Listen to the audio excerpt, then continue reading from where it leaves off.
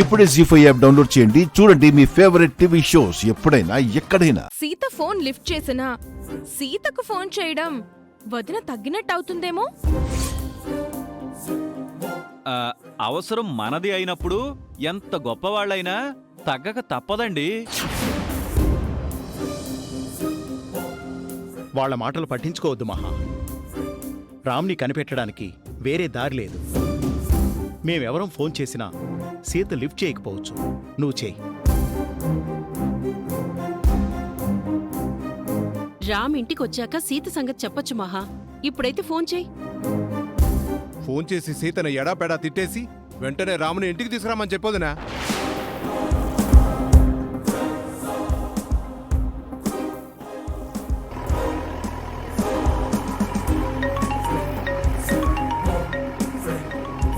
నువ్వా అత్త? అప్పుడే నీకు ఆత్రం ఆగలేదా? ఫోన్ చేసావు? ఎవరు సీత? హా? ఎవరో తెలీదు మామా, కొత్త నెంబరు. ఫోన్ లిఫ్ట్ చేయవే. హలో, ఎవరు? నేనంటే ఎవరు? నేనేనే. ఓ, నేనే అనేది మీ పేరా?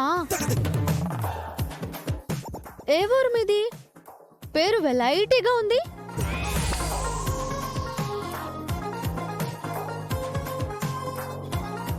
ఓవర్ యాక్షన్ చెయ్యకు. నేను మహాలక్ష్మిని అని నీకు తెలుసు. ఓ, మీరా? చెప్పండి. ఎక్కడున్నావే? నేను ఎక్కడుంటే మీకెందుకు? విషయం ఏంటో చెప్పండి.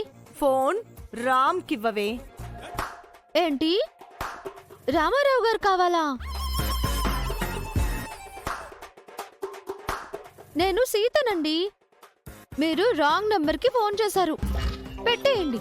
ఏయ్, మర్యాదగా రామ్కి ఫోన్ ఇవ్వు. లోన్ ఇస్తారా? మాకు వద్దండి, మాకు చాలా డబ్బుంది.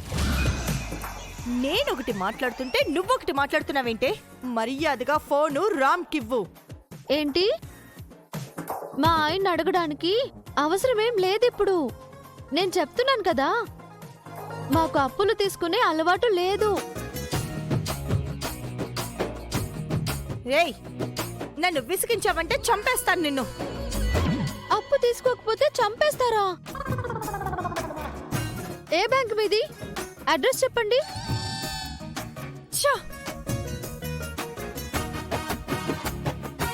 దీనికి ఎంత పొగరు కాకపోతే నాతోనే ఆడుకుంటోంది. నేనొకటి మాట్లాడుతుంటే అర్థం పర్థం లేని ఆన్సర్స్ చెప్తోంది. క్రాస్ కాల్ వెళ్ళిందేమో వదినా. ఒక్కోసారి మనం ఒకరికి కాల్ చేస్తే వేరే వాళ్ళకి కాల్ వెళ్తుంది. అవును చెల్లాయ్, నువ్వు సీతకి కాల్ చేశావు. ఏదో బ్యాంకు వాళ్ళు కూడా సీతకి కాల్ చేసినట్టున్నారు. వేరే ఎవ్వరూ చేయలేదు.